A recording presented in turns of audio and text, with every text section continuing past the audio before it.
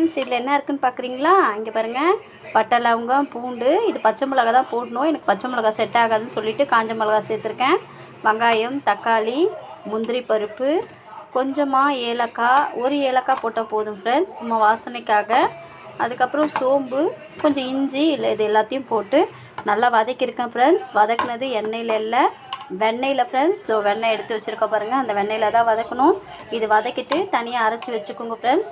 ரெண்டாவது இந்த ஆனியன் எடுத்து பட்டை லவங்கெல்லாம் போட்டு இந்த ஆனியன் போட்டு நல்லா வதக்கிட்டு அதுக்கு தக்காளி தேவையில்லை, அரைச்சி வச்ச அந்த விழுதை போட்டு நல்லா வதக்கிட்டு அதுக்கப்புறமா கொஞ்சம் கிரேவி ஆகும்போது நம்மளுக்கு தேவையானது அளவுக்கு கரம் மசாலாவோ வீட்டு மிளகாத்தூளோ மஞ்சத்தூளோ போட்டுக்கணும் ஃப்ரெண்ட்ஸ். அதுக்கப்புறம் நல்லா கிரேவியாக ஆகிட்டோன்னே நல்லா வதக்கிட்ட பிறகு பன்னீரை நல்லா கட் பண்ணி அதில் சேர்த்துக்கணும் ஃப்ரெண்ட்ஸ். இது சாப்பாட்டுக்கும் நல்லாயிருக்கும், சப்பாத்திக்கும் நல்லாயிருக்கும், டிஃபனுக்கும் நல்லாயிருக்கும் ஃப்ரெண்ட்ஸ். உங்களுக்கு ஏற்ற அளவுக்கு திக்னஸ்